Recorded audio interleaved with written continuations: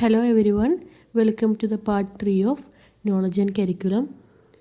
ഇന്ന് നമ്മൾ ഡിസ്കസ് ചെയ്യാൻ പോകുന്നത് യൂണിറ്റ് 1ൻ്റെ ലാസ്റ്റ് പാർട്ടാണ്. ഇനി പറയാൻ പോകുന്നത് traditional Indian schools of philosophy. Traditional Indian philosophy refers to the ancient systems of thought that developed in India over thousands of years. This philosophical system attempted to answer fundamental questions about life, reality, knowledge, the self, and liberation. Indian philosophy is broadly divided into two categories: Orthodox Astika and Heterodox Nastika school. അതായത് Indian philosophy എന്നത് ഇന്ത്യയിൽ ആയിരക്കണക്കിന് വർഷങ്ങളായിട്ട് വികസിച്ചു വന്ന ചിന്താ പദ്ധതിയുടെ സമാഹാരമാണ്. ജീവിതം, സത്യം, ആത്മാവ്, ജ്ഞാനം, ലിബറേഷൻ, മോക്ഷം തുടങ്ങിയ അടിസ്ഥാന ചോദ്യങ്ങൾക്ക് ഉത്തരങ്ങൾ കണ്ടെത്താൻ ശ്രമിച്ച വിവിധ സ്കൂൾസാണ് ഇതിലുള്ളത്. ഇന്ത്യൻ ഫിലോസഫി പ്രധാനമായിട്ടും രണ്ട് തരത്തിലുണ്ട്, രണ്ട് വിഭാഗമുണ്ട്: ആസ്തിക ഓർത്തഡോക്സും നാസ്തിക ഹെറ്ററോഡോക്സും. ഇനി നമുക്കത് എന്താണെന്ന് ഒന്നുകൂടി നോക്കാം. The term orthodox astika does not simply mean belief in God. Instead it refer to schools that accept the authority of Vedas as a valid source of knowledge. അതായത് ആസ്തിക ദർശനങ്ങൾ എന്ന് പറയുന്നത് ദൈവവിശ്വാസം ഉള്ളത് എന്ന് മാത്രമല്ല അതിൻ്റെ അർത്ഥം. വേദങ്ങളുടെ അതോറിറ്റി പൂർണ്ണമായിട്ടും അംഗീകരിക്കുന്ന ഒരു സ്കൂൾസിനെയാണ് ആസ്തിക സ്കൂൾസ് എന്ന് പറയുന്നത്. നമ്മൾ 6 ഓർത്തഡോക്സ് സ്കൂൾസാണ് ഉള്ളത്. അതാണ് Nyaya, Vaisheshika, Samkhya, Yoga, Mimamsa and Vedanta. Each of the school developed unique ideas regarding reality, knowledge and human existence.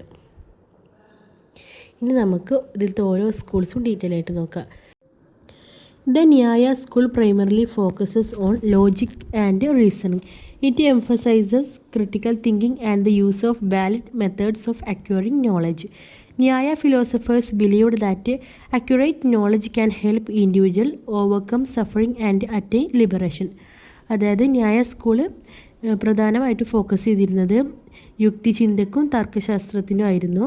പിന്നെ അവർ വിശ്വസിക്കുന്നത് എന്താ വെച്ചിട്ടുണ്ടെങ്കിൽ ശരിയായ അറിവ് നേടുന്നതിലൂടെ മനുഷ്യന് ദുഃഖത്തിൽ നിന്ന്, സഫറിങ്സിൽ നിന്ന് ഒരു ഓവർകം, മോക്ഷം കിട്ടുമെന്നാണ് അവർ വിശ്വസിക്കുന്നത്. അതായത് ഒരാൾക്ക് ലിബറേഷൻ, ഒരാൾക്ക് മോചനം നേടണമെന്നുണ്ടെങ്കിൽ എന്ത് വേണമെന്നാണ് പറയുന്നത്? ശരിയായ അറിവ് നേടണമെന്നാണ് പറയുന്നത്.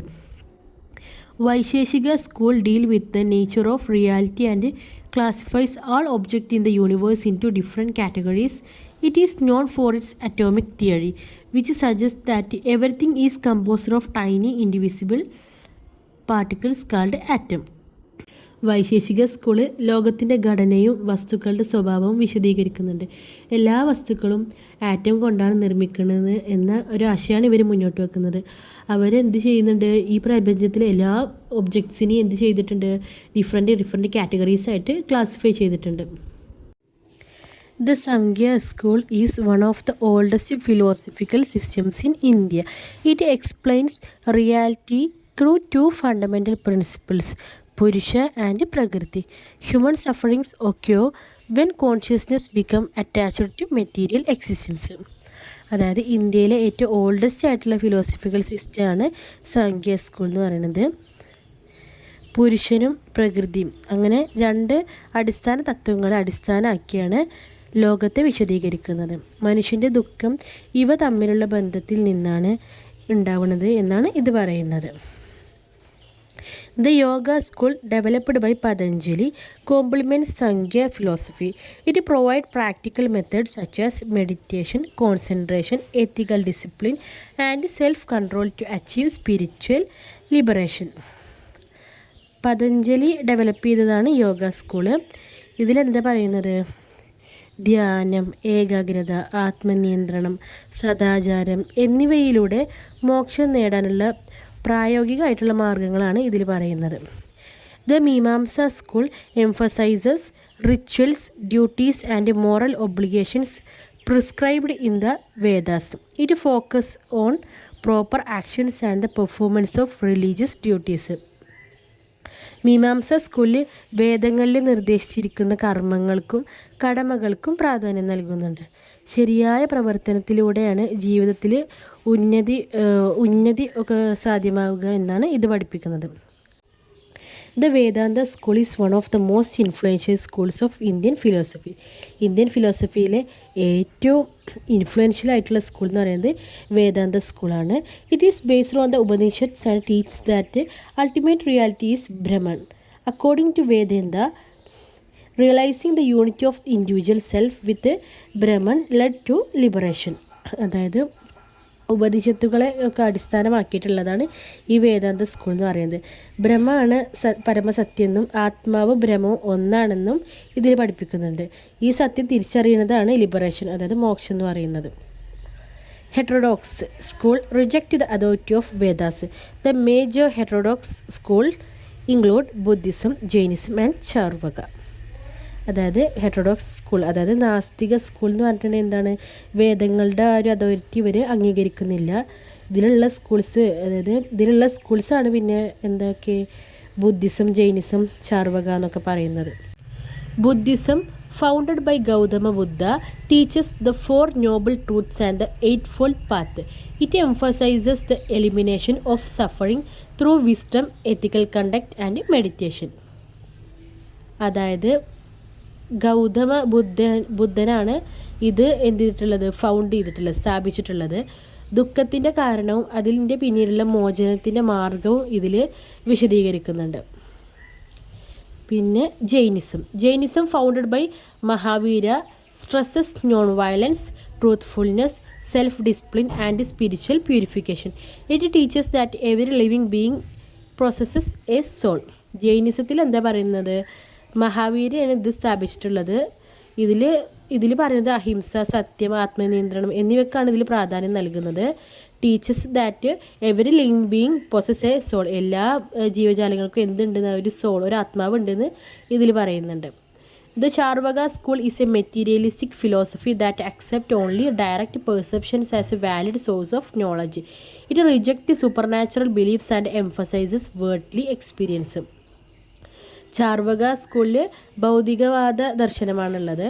പ്രത്യക്ഷാനുഭവം മാത്രമാണ് യഥാർത്ഥ അറിവിൻ്റെ ഉറവിടം എന്ന് ഇത് വിശ്വസിക്കുന്നുണ്ട്. അതായത് ഡയറക്റ്റ് പെർസെപ്ഷൻ, നമ്മൾ നേരിട്ട് കാണുന്നത് മാത്രമാണ് ശരി എന്നുള്ള ഒരു വിശ്വാസമാണ് ഇവർക്കുള്ളത്. ഇതിൽ സൂപ്പർ നാച്ചുറൽ ആയിട്ടുള്ള കാര്യങ്ങൾ, അതായത് അന്ധവിശ്വാസങ്ങളൊക്കെ ഇവർ റിജക്റ്റ് ചെയ്യുന്നുണ്ട്. അതുപോലെ തന്നെ വേർഡ്ലി എക്സ്പീരിയൻസിനാണ് ഇവർ കൂടുതൽ എംഫസൈസ് കൊടുക്കുന്നത്. Thus traditional Indian philosophy presents diverse approaches to understanding reality, knowledge, ethics and liberation. These philosophies continue to influence education, culture and intellectual thought in India today.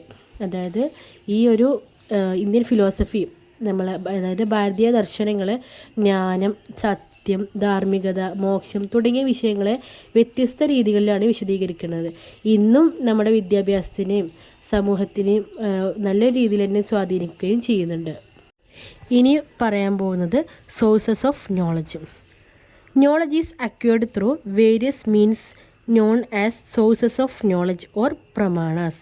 Indian philosophers identified several reliable methods through which human beings gain valid knowledge. അതായത് knowledge നേടുന്നതിനുള്ള മാർഗങ്ങളെയാണ് പ്രമാണങ്ങൾ അഥവാ sources of knowledge എന്ന് പറയുന്നത്. Indian philosophers, അതായത് ഭാരതീയ ദാർശനികർ എന്നാണ് അതിൻ്റെ Malayalam word വരുന്നത്, അവരെന്ത് ചെയ്യുന്നുണ്ട്, മനുഷ്യന് ശരിയായ അറിവ് ലഭിക്കുന്നതിനുള്ള വിവിധ മാർഗങ്ങൾ വിശദീകരിച്ചിട്ടുണ്ട്. പേഴ്സെപ്ഷന് പ്രത്യക്ഷ എന്നും പറയുന്നുണ്ട്. Perception is knowledge gained directly through the senses. Seeing a tree, hearing music, smelling a flower, tasting food, or touching an object are examples of perception. It is considered the most immediate and fundamental sources of knowledge. അതായത് നമ്മളുടെ ഇന്ദ്രിയങ്ങളിലൂടെ നേരിട്ട് ലഭിക്കുന്ന അറിവാണ് perception, പ്രത്യക്ഷ എന്ന് പറയുന്നത്. കണ്ണുകൊണ്ട് കാണുക, ചെവി കൊണ്ട് കേൾക്കുക, മൂക്കിലൂടെ നമ്മൾ മണക്കുക, പിന്നെ നമ്മളെ നാവിലൂടെ നമ്മൾ എന്ത് ചെയ്യുക, ടേസ്റ്റ് രുചിക്കുക, പിന്നെ നമ്മൾ ടച്ച് ചെയ്തിട്ട് സ്പർശനത്തിലൂടെ അറിയുക, അതൊക്കെയാണ് ഇതിൽ പെടുന്നതുകൾ. നെക്സ്റ്റ് ഇൻഫറൻസ്, അനുമാനം. Inference refers to gaining knowledge through reasoning. For example, when we see smoke on a hill, we infer that there must be fire. Inference allows us to know things that are not directly perceived.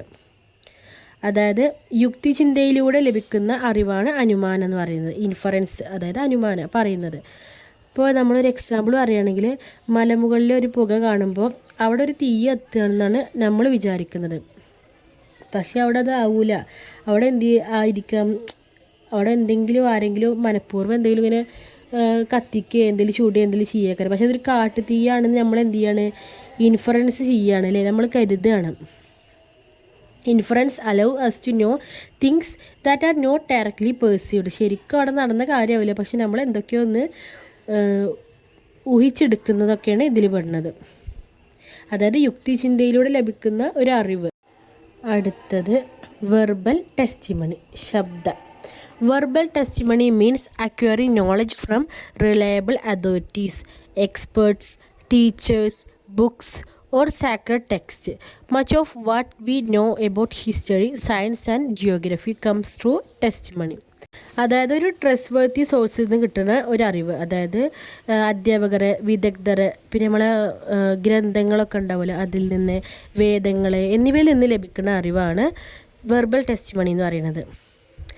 അടുത്തത് comparison, ഉപമാനം. Comparison involves understanding something unknown by comparing it with something already known. For example, if someone describes a zebra as an animal similar to a horse but with stripes, we recognize it through comparison. അതായത് മുമ്പ് അറിയാവുന്ന ഒരു വസ്തുവിനോട് താരതമ്യം ചെയ്തിട്ട് പുതിയൊരു അറിവ് നേടുന്നതാണ് comparison എന്ന് പറയുന്നത്. ഒരു എക്സാമ്പിളാണ്, ഒരാൾ സീബ്രനെ കുറിച്ചിട്ട് പറയുകയാണ്. അതായത് ഒരു കുതിരൻ്റെ പോലത്തെ ഒരു അനിമലാണ്, പക്ഷേ എൻ്റെ മേത്ത് ഇങ്ങനെ കുറച്ച് വരകളുണ്ട് എന്നൊക്കെ പറയുമ്പോൾ നമുക്ക് അതിങ്ങനെ സീബ്ര അല്ലേ എന്ന് നമ്മൾ ചോദിക്കൂലേ. അങ്ങനെ അറിയണ ഒരു കാര്യത്തിന് എന്ത് ചെയ്യാണ്, അറിയാത്തൊരു കാര്യത്തിനെ അറിയുന്ന ഒരു കാര്യം, ഒരു വസ്തു വെച്ചിട്ട് താരതമ്യം ചെയ്തിട്ട് പുതിയൊരു അറിവ് നേടുന്നതാണ് കമ്പാരിസൺ എന്ന് പറയുന്നത്. നെക്സ്റ്റ് നമുക്ക് നോക്കാം പ്രീ സപ്പോസിഷൻ, അർത്ഥപത്തി. അതെന്താണ്? Presupposition is knowledge obtained by assuming a fact that explains an observed situation. For example, if a person never eats during the day but remains healthy, we conclude that the person must be eating at night. അതായത് ഒരു സാഹചര്യത്തെ വിശദീകരിക്കാൻ ആവശ്യമായിട്ടുള്ള ഒരു നിഗമനം രൂപപ്പെടുത്തുന്നതാണ് അർത്ഥവത്തി, അതായത് പ്രീസപ്പോസിഷൻ എന്ന് പറയുന്നത്. ഇത് ഒരു പരോക്ഷമായിട്ടുള്ള ഒരു അറിവാണ് നൽകുന്നത്. ഇപ്പോൾ ഒരാൾ പകൽ ഫുള്ള് ഭക്ഷണം കഴിക്കാതിരുന്നു, പക്ഷേ അയാൾക്കൊരു കുഴപ്പമില്ല, അയാൾ ഹെൽത്തി ആയിട്ടിരിക്കണമെങ്കിൽ നമ്മൾ എന്ത് ചെയ്യും, പറയും അയാൾ ചിലപ്പോൾ രാത്രി ഭക്ഷണം കഴിക്കുന്നുണ്ട് എന്ന്. അതാണ് ഇവിടെ. ഇനി നമുക്ക് അടുത്തത് നോക്കാം. നോൺ അപ്രിഹെൻഷൻ, അനുപലബ്ധി. Non apprehension is knowledge gain through the absence of something. For example, when we look at the table and do not see a book on it, we know that the book is absent. അതായത് ഒരു വസ്തുവിൻ്റെ അഭാവത്തെ മനസ്സിലാക്കുന്നതിലൂടെ ലഭിക്കുന്ന അറിവാണ് അനുപലബ്ധി എന്ന് പറയുന്നത്. അതായത് ഇപ്പോൾ ഒരു ടേബിൾ മക്ക് നമ്മൾ നോക്കുമ്പോൾ അവിടെ എപ്പോഴും കാണുന്ന ഒരു ബുക്ക് അവിടെ ഇല്ലെങ്കിൽ അവിടെ എന്താണ്, ആ അവിടെ ബുക്കില്ല എന്നുള്ളത് നമുക്ക് മനസ്സിലാവില്ല. അങ്ങനെ ഒരു സംഭവം ഇല്ലാതാവുമ്പോൾ നമുക്ക് കിട്ടുന്ന ഒരു അറിവാണ് നോൺ അപ്രിഹെൻഷൻ എന്ന് പറയുന്നത്. Together, these sources help human beings acquire accurate and meaningful knowledge about themselves and the world. അതായത് ഈ ഒരു സോഴ്സസ് ഒക്കെ യൂസ് ചെയ്തിട്ട് ഒരു വ്യക്തിക്ക് അവരെക്കുറിച്ച് സ്വന്തം മനസ്സിലാക്കാൻ, അതുപോലെ തന്നെ ലോകത്തെക്കുറിച്ചിട്ടൊക്കെ ഒരുപാട് മീനിങ് ആയിട്ടുള്ള ഒരുപാട് അറിവുകൾ നേടാൻ ഹെൽപ്പ് ചെയ്യുന്നുണ്ട്. ഇനി പറയാൻ പോകുന്നത് modern schools of western philosophy. Modern western philosophy greatly influenced educational thought and the understanding of knowledge. Four major schools are idealism, naturalism, realism and pragmatism. അതായത് നമ്മുടെ ഈ ഒരു വെസ്റ്റേൺ ഫിലോസഫി ഉണ്ടല്ലോ, പാശ്ചാത്യ ദർശനങ്ങൾ ആധുനിക വിദ്യാഭ്യാസ ചിന്തയെ വളരെയധികം സ്വാധീനിച്ചിട്ടുണ്ട്. പ്രധാനമായിട്ടുള്ള 4 ദർശനങ്ങളാണ് ഐഡിയലിസം, നാച്ചുറലിസം, റിയലിസം, പ്രാഗ്മാറ്റിസം എന്ന് പറയുന്നതുകൾ. നമുക്കത് ഓരോന്ന് എന്താണെന്നുള്ളത് നോക്കാം. Idealism believes that ideas, minds and spirit are more important than matter. Reality is fundamentally mental or spiritual. Education should focus on moral values, character development and intellectual growth. ഐഡിയലിസത്തിൽ പറയുന്നത് എന്തിനാണ്? അവർ കൂടുതലായിട്ട് importance കൊടുത്തിയത് എന്തിനായിരുന്നു? ആത്മീയമായിട്ടുള്ള മൂല്യങ്ങൾക്ക്, മനസ്സിന്, പിന്നെ ആശയങ്ങൾക്ക്, ഇതിനൊക്കെയാണ് അവർ പ്രാധാന്യം കൊടുത്തിയത്. അവർ പറയുന്നത് എന്താണ്? എഡ്യൂക്കേഷൻ എന്തിന് ഫോക്കസ് ചെയ്യണമെന്ന് പറയുന്നത് മോറൽ വാല്യൂസിലും പിന്നെ ഒരാളുടെ വ്യക്തിയുടെ ക്യാരക്ടർ ഡെവലപ്മെൻറ്റിലും ഇൻ്റലക്ച്വൽ ഗ്രോത്തിലൊക്കെ എഡ്യൂക്കേഷൻ ഫോക്കസ് ചെയ്യണമെന്നാണ് അവർ വിശ്വസിച്ചിട്ടുള്ളത്. അടുത്തത് naturalism. Naturalism emphasizes sensory experience and interaction with nature. Knowledge comes from direct observation and experience. അതായത് ഇന്ദ്രിയാനുഭവങ്ങൾക്കും പ്രകൃതിയുമായുള്ള ഇടപെടലുകൾക്കും പ്രാധാന്യം നൽകുന്നുണ്ട്. It believes that education should follow the child's interest and developmental stages. അതായത് പ്രകൃതിക്കും കുട്ടിയുടെ സ്വാഭാവിക വളർച്ചയ്ക്കും പ്രാധാന്യം നൽകുന്ന ഒരു ദർശനമാണ് naturalism. Realism hold that reality exist independently of human mind. Knowledge come from observing the real world. Education should focus on facts, science and objective truth. അതായത് യാഥാർത്ഥ്യ ലോകം മനുഷ്യൻ്റെ മനസ്സിൽ നിന്ന് സ്വതന്ത്രമായി നിലനിൽക്കുന്നു എന്ന് വിശ്വസിക്കുന്ന ഒന്നാണ് റിയലിസം. അതുമാത്രമല്ല, നോളജ് എവിടെ നിന്നാണ് വരുന്നത് എന്ന് പറയുന്നത് റിയൽ വേൾഡിൽ നിന്നാണ് വരുന്നത്. അതുകൂടാതെ തന്നെ എഡ്യൂക്കേഷൻ എന്തിലാണ് ഫോക്കസ് ചെയ്യേണ്ടത്? ഫാക്ട്സിൽ, സയൻസിൽ ആൻഡ് ഒബ്ജക്റ്റീവ് ട്രൂത്തിൽ. ഇനി അടുത്തതാണ് pragmatism. Pragmatism emphasizes practical experience and usefulness. Knowledge is not fixed but changes according to circumstances. Learning occurs through action, experimentation and problem solving. അതായത് പ്രായോഗികതയ്ക്കും അനുഭവത്തിനും പ്രാധാന്യം നൽകുന്ന ദർശനമാണ് പ്രാഗ്മാറ്റിസം. ലേണിംഗ് ബൈ ഡൂയിങ് എന്ന ആശയമാണ് ഇതിൻ്റെ പ്രധാന ഒരു സവിശേഷത എന്ന് പറയുന്നത്. These philosophies have significantly shaped modern educational systems across the world. While idealism focuses on reason and ideas, naturalism stresses nature and experience. Realism emphasizes objective reality and science, and pragmatism values practical experience and experimentation. അതായത് idealism യുക്തിക്ക് പ്രാധാന്യം നൽകുന്നു, naturalism അനുഭവത്തെയും പ്രകൃതിയെയും, അതുപോലെ തന്നെ realism ശാസ്ത്രീയ നിരീക്ഷണത്തിനാണ് പ്രാധാന്യം നൽകുന്നത്. Pragmatism ആണെങ്കിലോ പ്രായോഗിക അനുഭവത്തിന് ആണ് മുൻതൂക്കം നൽകുന്നത്. ഇനി നമ്മൾ പറയാൻ പോകുന്നത് theories of validity of knowledge ആണ്. The concept of validity of knowledge refers to the question how do we know that our knowledge is true, reliable and trustworthy? Philosophers have long debated how human beings can distinguish between true knowledge and false beliefs. Theories of validity of knowledge attempt to establish criteria by which knowledge can be judged as valid or invalid. അതായത് validity of knowledge എന്നത് ഒരറിവ് ശരിയാണോ, വിശ്വസിക്കാൻ പറ്റുന്നതാണോ, സത്യമാണോ എന്ന് എങ്ങനെ ഉറപ്പിക്കാം എന്ന ചോദ്യവുമായിട്ട് ബന്ധപ്പെട്ട ഒരു ആശയമാണ്. മനുഷ്യർക്ക് ലഭിക്കുന്ന എല്ലാ അറിവുകളും ശരിയായിരിക്കണമെന്നില്ല. അതിനാൽ ഒരറിവ് സത്യമാണെന്ന് നമുക്ക് എങ്ങനെ ഉറപ്പാക്കാം എന്നൊരു സംശയം അതിനെക്കുറിച്ചിട്ട് അന്വേഷിക്കുന്നതാണ് ഈ ഒരു ആശയം. Validity is important because not all information that we receive is necessarily correct. People may make mistakes in observation, reasoning or interpretation. Therefore, philosophers have developed different theories to determine whether a particular piece of knowledge can be accepted as true. അതായത് തെറ്റായ നിരീക്ഷണങ്ങൾ, തെറ്റായ നിഗമനങ്ങൾ, തെറ്റിദ്ധാരണകൾ അതൊക്കെ കാരണം ചിലപ്പോൾ മനുഷ്യർക്ക് തെറ്റായ അറിവുകളും ലഭിക്കാൻ സാധ്യതയുണ്ട്. അതുകൊണ്ട് നമ്മൾ നോളജിൻ്റെ വാലിഡിറ്റി ഓഫ് നോളജ് പരിശോധിക്കാനുള്ള ഒരുപാട് മാനദണ്ഡങ്ങൾ ആവശ്യമാണ്. അതുകൊണ്ട് ഫിലോസഫേഴ്സ് എന്ത് ചെയ്തു, ഒരുപാട് തിയറീസ് ഉണ്ടാക്കി ഡെവലപ്പ് ചെയ്തു. എന്തിനു വേണ്ടിയിട്ട്? Whether a particular piece of knowledge can be accepted as true. അതായത് ഒരു സംഭവം ശരിയാണോ, അത് വിശ്വസിക്കാൻ പറ്റുമോ എന്നൊക്കെ നോക്കാൻ വേണ്ടിയിട്ട് ഒരുപാട് തിയറീസൊക്കെ ഡെവലപ്പ് ചെയ്തിട്ടുണ്ട് എന്നാണ് പറയുന്നത്. Next, one of the central concerns of epistemology, the branch of philosophy that studies knowledge, is the validity of knowledge. Epistemologists ask questions such as what makes a belief true? How can we justify our beliefs? What conditions must be met for knowledge to be considered valid? നോളജിനെ കുറിച്ചിട്ട് പഠിക്കുന്ന philosophical സ്റ്റഡീനെയാണ് നമ്മൾ epistemology എന്ന് പറയുന്നത്. ആ ഒരു എപ്പിസ്റ്റമോളജിയിലെ പ്രധാന ചോദ്യങ്ങളിൽ ഒരു ചോദ്യമാണ് വാലിഡിറ്റി ഓഫ് നോളജ് എന്ന് പറയുന്നത്. അതിൻ്റെ സത്യം എന്താണ് എന്നുള്ളത്.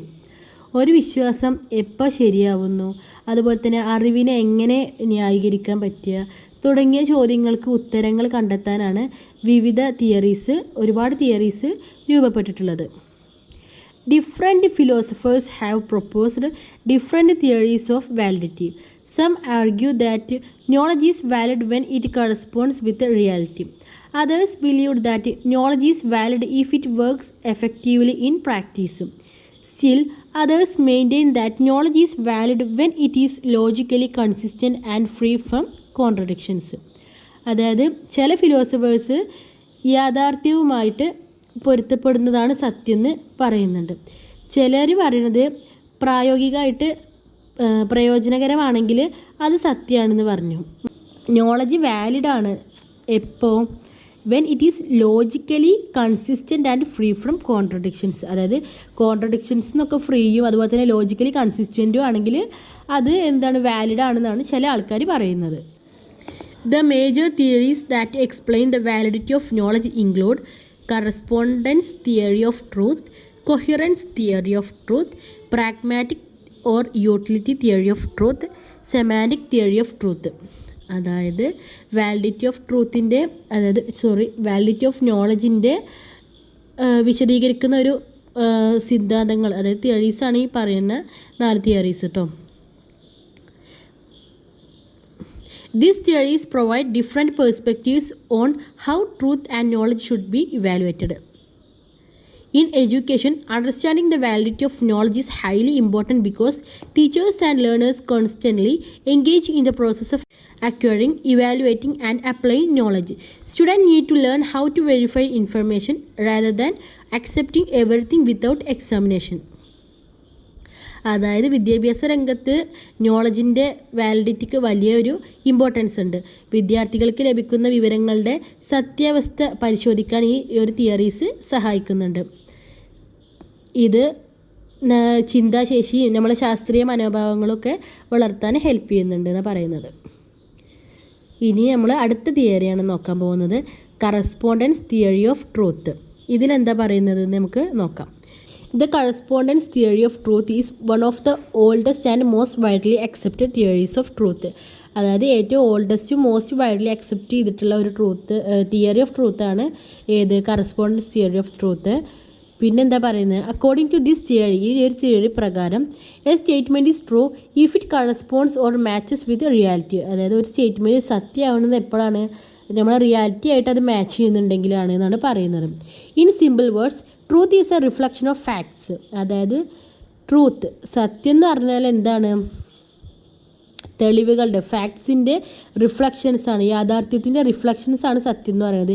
If what we say agrees with what we actually exist in the world, then the statement is true. If it does not match reality, then it is false. അതായത് ഒരു പ്രസ്താവന നമ്മളെ യാഥാർത്ഥ്യമായിട്ട് പൊരുത്തപ്പെടുന്നുണ്ടെങ്കിൽ അത് സത്യമാണ്, യാഥാർത്ഥ്യമായിട്ട് പൊരുത്തപ്പെടുന്നില്ലെങ്കിൽ അത് സത്യമല്ല എന്നാണ് പറയുന്നത്.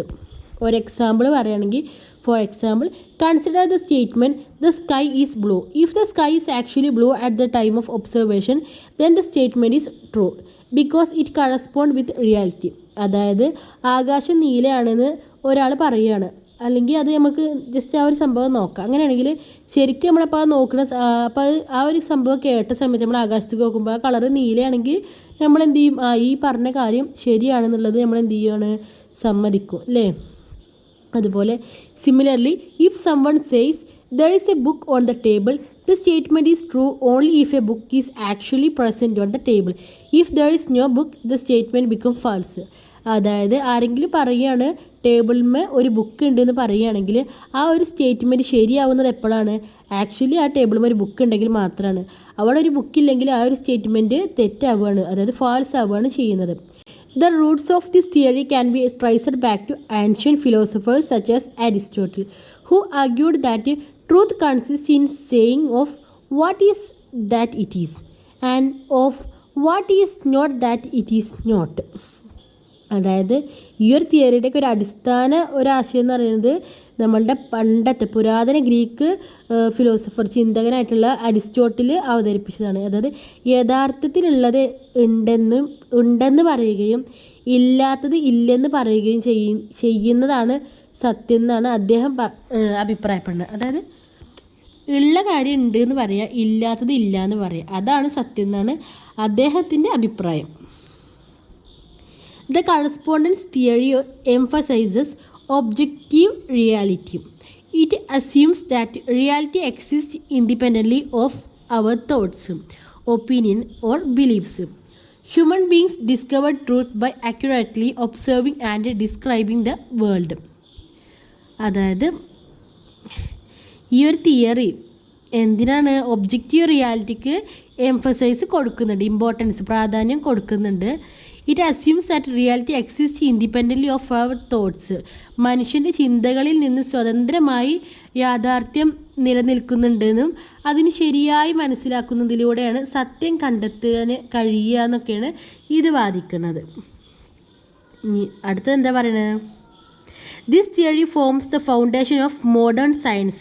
Scientific statements are considered true when they accurately describe natural phenomena and can be verified through observation and experimentation.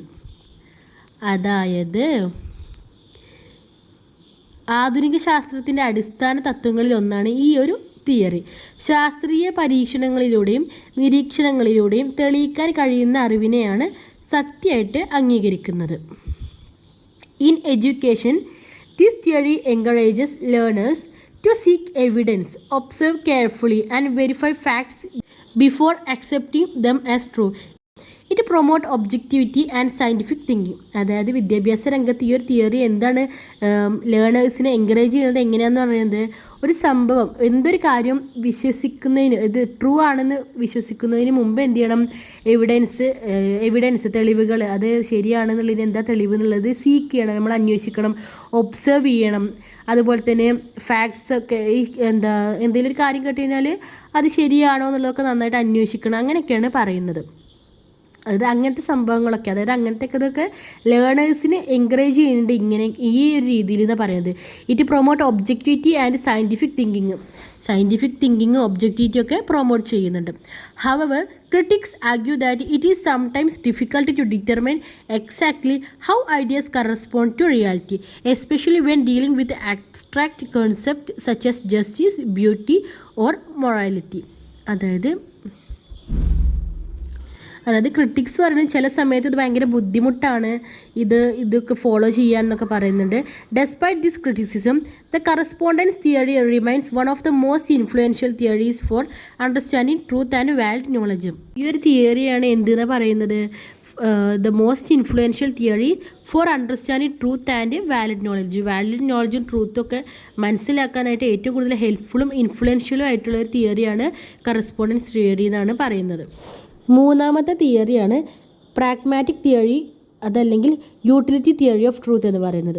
The pragmatic theory of truth, also known as the utility theory of truth, states that an idea or belief is true if it works successfully in practice and produces useful result. അതായത് ഈ ഒരു theory പ്രകാരം നമ്മളുടെ day to day ലൈഫിൽ, അതായത് നമ്മളുടെ ഒരു പ്രായോഗികമായിട്ടുള്ള ലൈഫിൽ എന്താ പറയുക, നമുക്ക് വർക്കിംഗ് ആയിട്ടുള്ളത്, അതായത് നമുക്ക് ഉപയോഗിക്കാൻ പറ്റുന്നത്, പ്രയോജനകരമായിട്ടുള്ളതും, അതുപോലെ തന്നെ നമുക്ക് അത് യൂസ് ചെയ്ത് കഴിഞ്ഞാൽ, പ്രാക്ടീസ് ചെയ്ത് കഴിഞ്ഞാൽ നല്ല യൂസ്ഫുൾ ആയിട്ടുള്ള റിസൾട്ടുകൾ കിട്ടുന്നതുമാണെങ്കിൽ അതെന്താണെന്ന് പറയുന്നത്, ആ ഒരു ബിലീഫ് ട്രൂ ആണെന്നാണ് പറയുന്നത്. According to this theory, truth is not something fixed and permanent. അതായത് ഈ ഒരു തിയറി പ്രകാരം സത്യം എന്ന് പറയുന്നത് എന്താണ്? നോട്ട് പെർമനൻ്റ് ആൻഡ് ഫിക്സഡ്, അതായത് ഫിക്സഡും അല്ല, സ്ഥിരവും അല്ല, അതുപോലെ തന്നെ മാറ്റമില്ലാത്തത്, അങ്ങനത്തെ ഒന്നും അല്ല എന്നാണ് സത്യം അങ്ങനത്തതല്ല എന്നാണ് ഇവർ വാദിക്കുന്നത്. മറിച്ച് instead truth is tested through action, experience and practical consequences. അതായത് അനുഭവത്തിലൂടെയും പ്രവർത്തനത്തിലൂടെയും അതുപോലെ തന്നെ പ്രശ്നപരിഹാരത്തിലൂടെയൊക്കെയാണ് സത്യത്തെ പരിശോധിക്കുക എന്നാണ് പറയുന്നത്. The theory was developed mainly by philosophers such as William James, John Dewey and Charles Sanders Peirce. ഈ തിയറി ഈ 3 ആൾക്കാരാണ് പ്രധാനമായിട്ടും ഡെവലപ്പ് ചെയ്തിട്ടുള്ളത്. Pragmatists argue that knowledge should be judged by its usefulness. If an idea helps people solve problems and achieve desired result, then it can be considered true. അതായത് pragmatist argue ചെയ്യുകയാണ് എങ്ങനെയാണ്, knowledge should be judged by its usefulness. അതായത് നോളജിനെ എങ്ങനെ judge ചെയ്യണമെന്ന് പറയുന്നത് അതിൻ്റെ ഒരു ഉപയോഗം കൊണ്ട് ജഡ്ജ് ചെയ്യണമെന്നാണ് പറയുന്നത്. അതായത് if an idea help people solve problems, ഒരു സംഭവം ഒരു ഐഡിയ എന്ത് ചെയ്യാണ് നമ്മളെ പ്രശ്നം പരിഹരിക്കാൻ ഹെൽപ്പ് ചെയ്യുകയാണെങ്കിൽ, അതുപോലെ തന്നെ അച്ചീവ് ഡിസൈഡ് റിസൾട്ട്, നമ്മൾ ആഗ്രഹിച്ച പോലത്തെ ഒരു റിസൾട്ട് നമുക്ക് അതുവഴി കിട്ടുകയാണെങ്കിൽ എന്താണ് ആ ഒരു ഐഡിയ അല്ലെങ്കിൽ ആ ഒരു ബിലീഫ് എന്ന് പറയുന്നത് എന്താണ് ട്രൂ ആണ് എന്നാണ് പറയുന്നത്. അല്ല നമുക്കവിടെ റിസൾട്ടൊന്നും കിട്ടിയിട്ടില്ല, നമ്മൾ ഉദ്ദേശിച്ച പോലെ ഒരു സംഭവം നടന്നില്ല എന്നുണ്ടെങ്കിൽ അത് ഫാൾസാണ്, ഇതോട്ടൊരു കാര്യമല്ല, ഇയാൾ പറഞ്ഞത് തെറ്റാണ്, അങ്ങനെ നമ്മൾ പറയുമല്ലോ. അതാണ് പ്രാഗ്മാറ്റിസ്റ്റ് ആർഗ്യൂ ചെയ്യുന്നത്. For example, suppose a farmer adopts a new farming technique. If the method increases crop production and improves result, the farmer considers the technique valid and useful. According to pragmatists, its successful outcome support its truth. അതായത് ഒരു കർഷകന് പുതിയൊരു കൃഷിരീതി സ്വീകരിച്ചു എന്ന് വിചാരിക്കുക. അങ്ങനെ അത് ചെയ്തിട്ട് അയാൾക്ക് വിളവ്, അതായത് അയാൾക്ക് നല്ലൊരു പ്രൊഡക്ഷൻസൊക്കെ ഉണ്ടാവുകയാണെങ്കിൽ, കൂടുകയാണെങ്കിൽ എന്ത് ചെയ്യും, ഞാൻ ഉപയോഗിച്ച ഒരു പുതിയ രീതി നല്ലതാണ്, ഫലപ്രദമാണെന്ന് അദ്ദേഹം എന്ത് ചെയ്യും, മനസ്സിലാക്കുകയാണ് അല്ലേ. അതല്ലെങ്കിൽ എന്താണ്, ഇത് ചെയ്തിട്ട് കാര്യമില്ല, ഇത് തെറ്റാണ്, ഇത് ട്രൂ അല്ല എന്ന് അദ്ദേഹം വിശ്വസിക്കും. Similarly, in education, a teaching method is considered effective if it helps students learn better and achieve education goals. അതായത് വിദ്യാഭ്യാസ രംഗത്തും ഒരു ടീച്ചിങ് മെത്തേഡ് എപ്പോഴാണ് എഫക്റ്റീവായിട്ട് പറയുന്നത്, അത് കുട്ടികൾക്ക് അല്ലെ ആരാണോ പഠിക്കുന്നത് അവർക്ക് ബെറ്ററായിട്ടും നല്ല എഡ്യൂക്കേഷൻ ഗോൾസ് നേടാൻ കഴിയുകയാണെങ്കിലാണ് ഇങ്ങനെ പഠിപ്പിച്ചാൽ കുട്ടികൾക്ക് ഒന്നുകൂടി പഠിക്കുന്നുണ്ട്, അപ്പോൾ അത് നല്ലതാണെന്നുള്ളത് മനസ്സിലാവില്ല. റിസൾട്ട് ഔട്ട്കം എങ്ങനെയാണോ അത് നോക്കിയിട്ടാണ് നമ്മളത് വിശ്വസിക്കുന്നത്.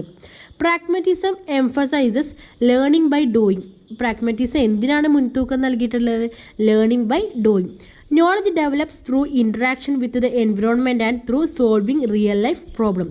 അതായത് നോളജ്, അറിവ്, വിദ്യാഭ്യാസം ഇതൊക്കെ എങ്ങനെ വർദ്ധിക്കുന്നത് എന്നാണ് പറയുന്നത്? Through interaction with the environment, പ്രകൃതിയുമായിട്ട് അല്ലെങ്കിൽ നമ്മൾ ചുറ്റുപാടുമായിട്ടുള്ള ഇൻട്രാക്ഷനിലൂടെയാണ് വർദ്ധിക്കുന്നത്. അതുമാത്രമല്ല through solving real life problems, നമ്മളെ ജീവിതത്തിലെ നിത്യജീവിതത്തിലെ പ്രോബ്ലംസൊക്കെ സോൾവ് ചെയ്യുമ്പോഴാണ് നോളജ്, അറിവ് വർദ്ധിക്കുന്നത് എന്നാണ് പറയുന്നത്. One important contribution of this theory is that it connects knowledge with practical life.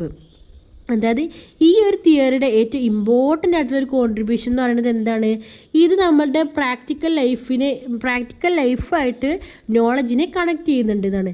Instead of treating truth as an abstract concept, it views truth as something that can be tested and applied. അതായത് ട്രൂത്തിനെ വെറും ഒരു abstract കോൺസെപ്റ്റായിട്ടല്ല അദ്ദേഹം കാണുന്നത്, അതായത് ഈ ഒരു pragmatism കാണുന്നത്. പക്ഷേ എങ്ങനെയാണ് നമുക്ക് ടെസ്റ്റ് ചെയ്യാനും, അതായത് നമുക്കൊന്ന് പരീക്ഷിച്ച് നോക്കാനും, നമുക്കൊന്ന് അപ്ലൈ ചെയ്ത് നോക്കാം, ഒന്ന് യൂസ് ചെയ്ത് നോക്കാം, അങ്ങനെയൊക്കെയുള്ളൊരു മൈൻഡാണ് ഇതിനോടുള്ളത്.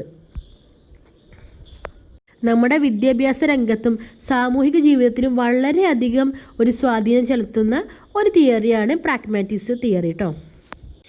ഇനി നമ്മൾ 4th തിയറിയാണ് പറയാൻ പോകുന്നത്, semantic theory of truth. The semantic theory of truth focuses on the meaning of language and statements.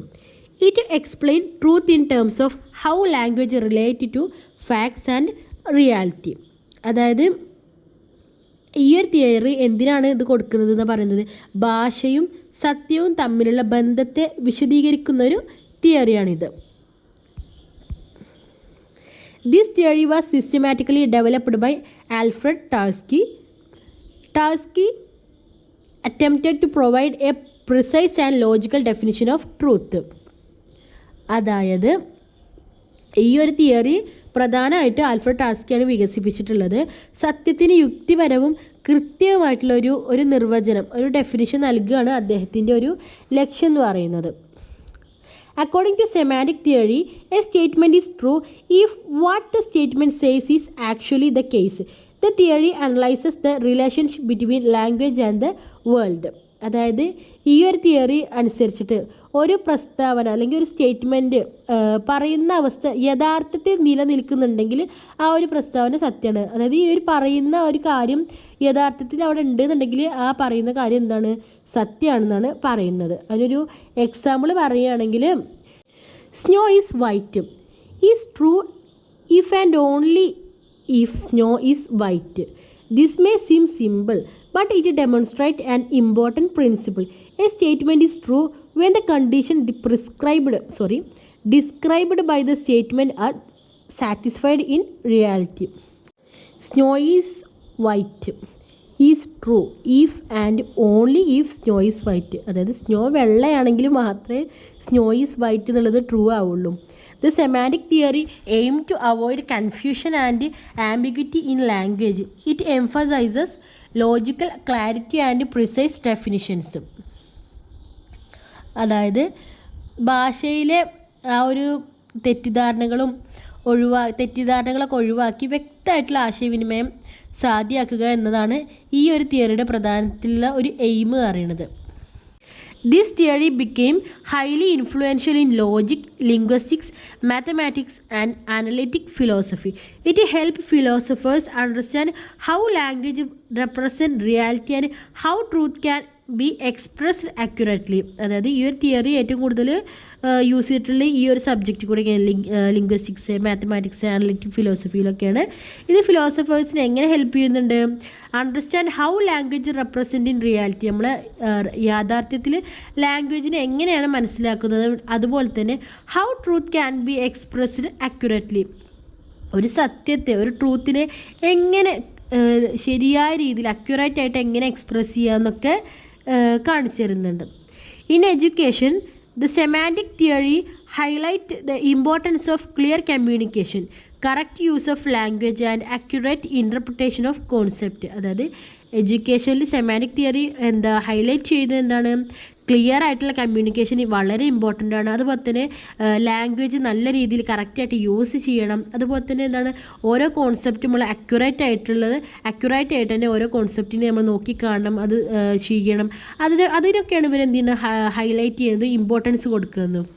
The teachers often rely on semantic clarity when explaining ideas because misunderstandings frequently arise from unclear language rather than from lack of knowledge. അതായത് അറിവില്ലായ്മയേക്കാൾ കൂടുതലായിട്ട് unclear ആയിട്ടുള്ള language, അതായത് നേരങ്ങത്തിൽ സംസാരിച്ചിട്ടില്ലെങ്കിൽ, നേരങ്ങത്തിൽ നല്ല രീതിയിൽ ഉച്ചരിച്ചിട്ടില്ലെങ്കിൽ, അല്ലെങ്കിൽ അതുവഴിയൊക്കെ, അതായത് തെറ്റായിട്ടുള്ളൊരു communication അല്ലെങ്കിൽ language use വഴിയൊക്കെ എന്തുണ്ടാവാൻ പറ്റും, മിസ്അണ്ടർസ്റ്റാൻഡിങ്സും തെറ്റായ ആശയങ്ങളൊക്കെ എത്തും ആളുകളിലേക്ക്, കുട്ടികളിലേക്ക്, അല്ലെങ്കിൽ നമ്മൾ ആർക്കാണോ അറിവ് പകർന്നു കൊടുക്കുന്നത് അവരിലേക്ക്. അപ്പോൾ എന്ത് ചെയ്യുന്നുണ്ട് എന്നാണ് പറയുന്നത്, ടീച്ചേഴ്സ് ഈ സെമാൻറ്റിക് ക്ലാരിറ്റിനെ എന്ത് ചെയ്യുന്നുണ്ട്, റിലേ ചെയ്യുന്നുണ്ട് എന്നാണ് പറയുന്നത്. One advantage of this theory is its precision. It provide a logical framework for discussing truth and avoid many philosophical ambiguities. However, critics argue that the semantic theory explains how truth is expressed in language but may not fully explain the deeper nature or truth itself.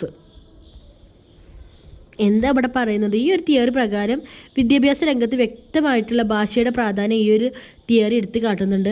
ആശയങ്ങൾ കൃത്യമായി അവതരിപ്പിക്കുകയും ശരിയായി മനസ്സിലാക്കുകയും ചെയ്യേണ്ടതിൻ്റെ ഒരു ആവശ്യകത ഇതിൽ emphasise ചെയ്തിട്ട് ഊന്നി പറയുന്നുണ്ട്.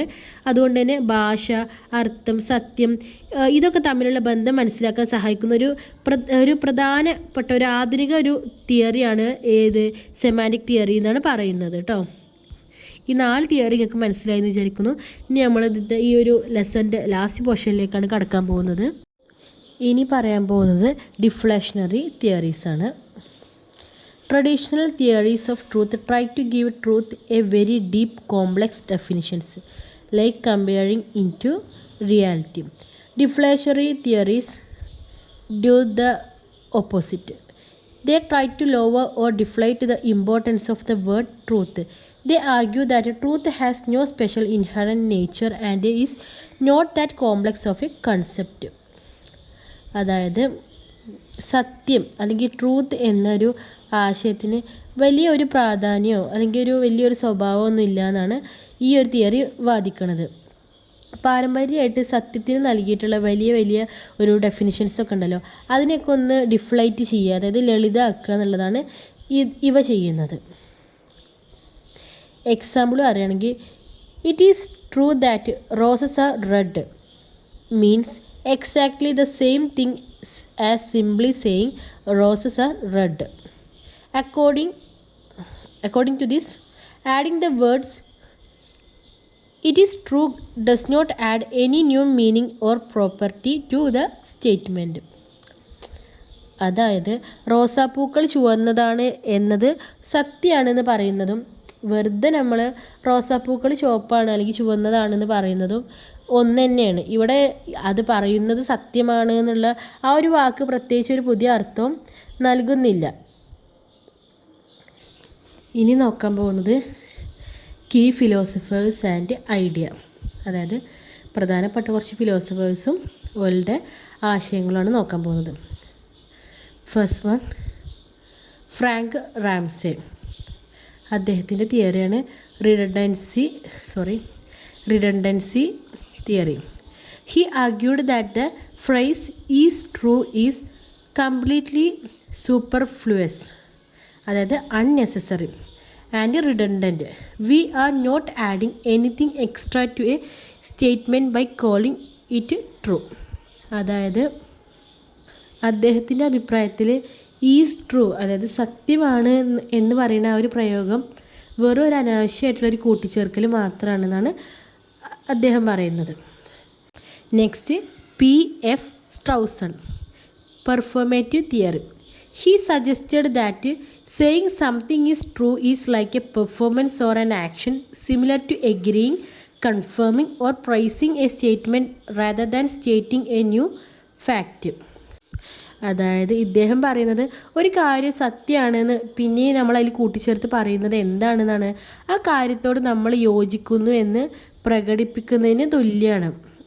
അല്ലാതെ ഒരു പുതിയൊരു ഫാക്റ്റോ ഒന്നും ഉണ്ടാക്കലൊന്നല്ല. പക്ഷെ എന്താണെന്ന് പറയുന്നത്, എഗ്രി ചെയ്യാണ്, നമ്മൾ അതിനോട് സമ്മതിക്കുകയാണ്, കൺഫേം ചെയ്യണം, ഉറപ്പിക്കുകയാണ്, അതിന് തുല്യമെന്നാണ് പറയുന്നത്. അടുത്തത് ക്യൂനയുടെ ഡിസ്കോട്ടേഷൻ theory. He claimed that saying a statement is true simply removes the quotation marks around it. അതായത് സത്യം എന്ന് പറയുന്നത് എന്താണെന്ന് പറയുന്നത് വെറും കൊട്ടേഷൻ മാർക്കുകൾ ഒഴിവാക്കുന്നതിന് തുല്യമായിട്ടാണെന്ന് പറയുന്നത്. Minimalism. This view says that understanding truth is just about understanding the simple equivalence between asserting a statement and saying that the statement is true. Next, data, information and knowledge. Sense perceptions regarding objects, persons or events recorded in the mind. A single bit of the sensory record is called a datum. When assembled, it shows attributes of a thing or person. നമ്മുടെ പഞ്ചേന്ദ്രിയങ്ങൾ വഴി വസ്തുക്കളെക്കുറിച്ചിട്ടോ അല്ലെങ്കിൽ വ്യക്തികളെക്കുറിച്ചിട്ടോ മനസ്സിൽ രേഖപ്പെടുത്തുന്ന ഫസ്റ്റത്തെ പ്രാഥമികമായിട്ടുള്ള വിവരങ്ങളാണ് data എന്ന് പറയുന്നത്. ഇതിൽ ഓരോ ചെറിയ ഘടകങ്ങളെയും നമ്മൾ എന്താ പറയുന്നത്, ഡാറ്റം എന്നാണ് വിളിക്കുന്നത്. ഇൻഫർമേഷൻ, വിവരങ്ങൾ. Data that has been processed and given a specific meaning through relationship or connections. ഡാറ്റയെ കൃത്യമായി ക്രമീകരിച്ച് അവ തമ്മിലുള്ള ബന്ധം മനസ്സിലാക്കി ഒരു പ്രത്യേക അർത്ഥം നൽകുന്നതിനെയാണ് ഇൻഫർമേഷൻ എന്ന് പറയുന്നത്. ഒരു എക്സാമ്പിൾ പറയുകയാണെങ്കിൽ ഒരു ബാങ്കിലത്തെ പാസ്ബുക്കിലത്തെ ഡിജിറ്റ്സ് ഉണ്ടാവില്ല, തുകകൾ വേറൊരു ഡാറ്റയാണ്. പക്ഷേ അവ കൃത്യമായിട്ട് ക്രമീകരിക്കുമ്പോൾ അത് ആ ഒരു വ്യക്തിയുടെ വരുമാനത്തെയാണ് ഒരു വിവരമായിട്ട് കാണിക്കുന്നത്, അതായത് ഒരു ഇൻഫർമേഷനായിട്ട് കാണിക്കുകയാണ് അല്ലേ. അത് ഇതിനൊരു എക്സാമ്പിളാണെന്ന് പറയുന്നത്. Knowledge is the concise and appropriate collection of information used in a way that make it useful. It is a deterministic process where we examine relations among information to to gain understanding.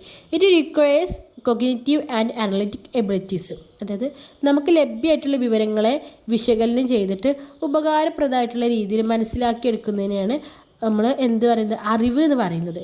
ഇതിനായി ചിന്താശേഷിയും കാര്യങ്ങൾ വിശകലനം ചെയ്യാനുള്ള കഴിവൊക്കെ ആവശ്യമാണ്.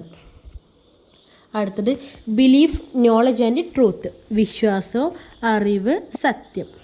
Accepting something as true even without concrete evidence, beliefs can sometimes be true or they can be false. They often come from religion, inner conscience and provide comfort. തെളിവുകളൊന്നും ഇല്ലെങ്കിലും ഒരു കാര്യം ശരിയാണെന്ന് മനസ്സ് അംഗീകരിക്കുന്നതിനാണ് വിശ്വാസം എന്ന് പറയുന്നത്. വിശ്വാസങ്ങൾ ശരിയാവാം, തെറ്റാവാം, എന്ത് പറയുന്നത്, അന്ധവിശ്വാസങ്ങളൊക്കെ ഉണ്ടാവാം. ബിലീഫ് വേഴ്സസ് നോളജ്, വിശ്വാസവും അറിവും. Reason help us identify true beliefs and reject false one. യുക്തി ചിന്തയിലൂടെ മാത്രമേ ശരിയായ വിശ്വാസങ്ങളെയും തെറ്റായ വിശ്വാസങ്ങളെയും തിരിച്ചറിയാൻ സാധിക്കുള്ളൂ. Truth is a condition of knowledge.